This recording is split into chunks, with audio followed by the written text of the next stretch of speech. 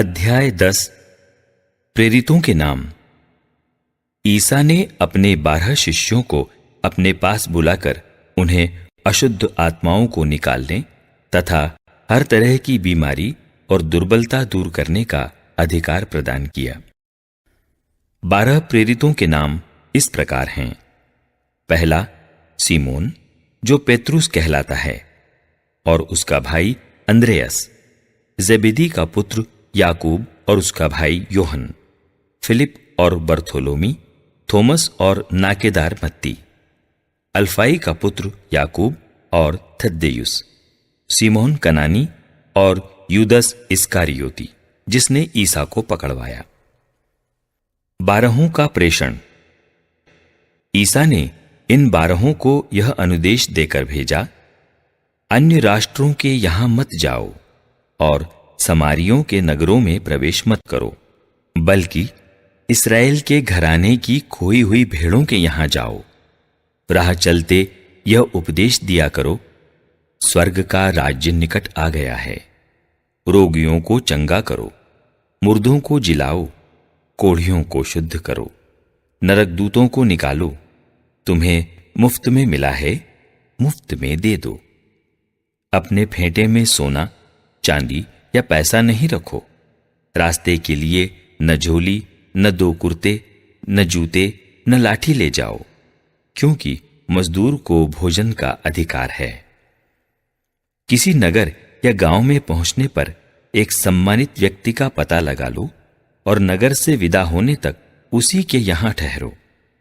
उस घर में प्रवेश करते समय उसे शांति की आशीष दो।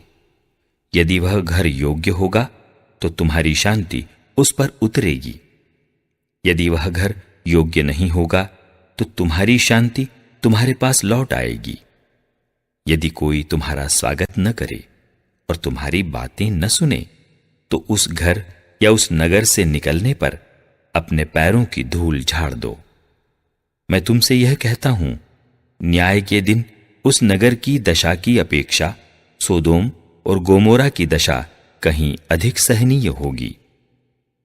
भावी संकट। देखो, मैं तुम्हें भेड़ियों के बीच भेड़ों की तरह भेजता हूं, इसलिए सांप की तरह चतुर और कपोत की तरह निष्कपट बनो। मनुष्यों से सावधान रहो, वे तुम्हें अदालतों के हवाले कर देंगे और अपने सभागृहों में तुम्हें कोड़े लगाएंगे। तुम मेरे कारण शासकों और राजाओं के सामने पेश किए जाओगे, जिससे मेरे विषय में तुम उन्हें और गैर यहूदियों को साक्ष्य दे सको। जब वे तुम्हें अदालत के हवाले कर रहे हों, तो यह चिंता नहीं करोगे कि हम कैसे बोलेंगे और क्या कहेंगे। समय आने पर तुम्हें बोलने को शब्द दिए जाएंगे, क्योंकि बोलने वाले तुम नहीं हो, बल्कि पिता का आत्मा है जो तुम्हारे द्वारा बोलता है। भाई अपने भाई को मृत्यु के हवाले कर देगा और पिता अपने पुत्र को।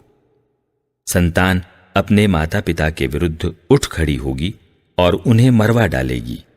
मेरे नाम के कारण सब लोग तुमसे बैर करेंगे, किंतु जो अंत तक धीर बना रहेगा उसे मुक्ति मिलेगी। यदि वे तुम्हें एक नगर से निकाल देते हैं तो दूसरे नगर भाग जाओ। मैं तुमसे यह कहता हूं, तुम इस्राएल के नगरों का चक्कर पूरा भी नहीं कर पाओगे कि मानव पुत्र आ जाएगा। न शिष्य गुरु से बड़ा होता है और न सेवक अपने स्वामी से। शिष्य के लिए अपने गुरु जैसा और सेवक के लिए अपने स्वामी जैसा बन जाना ही बहुत है। यदि लोगों ने घर के स्वामी को बेल्जेबुल कहा है, तो वे उसके घर वालों को क्या नहीं कहेंगे। निर्भीकता से ईसा को स्वीकार करना। इसलिए उनसे नहीं डरो। ऐसा कुछ भी गुप्त नहीं है जो प्रकाश में नहीं लाया जाएगा, और ऐसा कुछ भी छिपा हुआ नहीं है जो प्रकट नहीं किया जाएगा। मैं जो तुमसे अंधेरे में कहता हूं, उसे तुम उजाले में सुनाओ। जो तुम्हें फुसफुसाहटों में कहा जाता है, उसे तुम पुकार पुकार कर कह दो।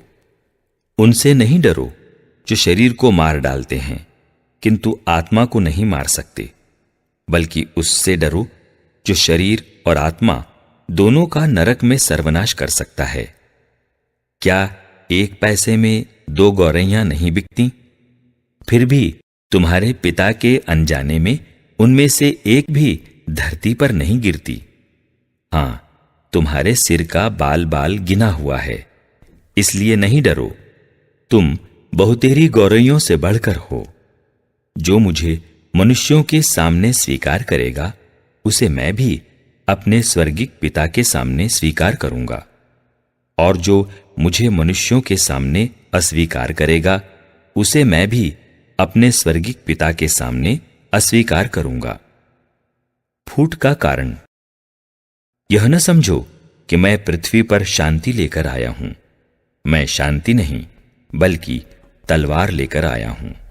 मैं पुत्र और पिता में, पुत्री और माता में, बहू और सास में फूट डालने आया हूं। मनुष्य के घर वाले ही उसके शत्रु बन जाएंगे। आत्मत्याग।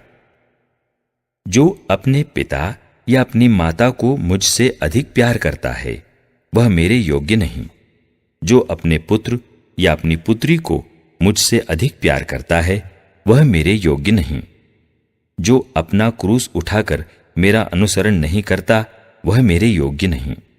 जिसने अपना जीवन सुरक्षित रखा है, वह उसे खो देगा, और जिसने मेरे कारण अपना जीवन खो दिया है, वह उसे सुरक्षित रख सकेगा। पुरस्कार। जो तुम्हारा स्वागत करता है, वह मेरा स्वागत करता है, और जो मेरा स्वागत करता है, वह उसका स्वागत करता है जिसने मुझे भेजा है।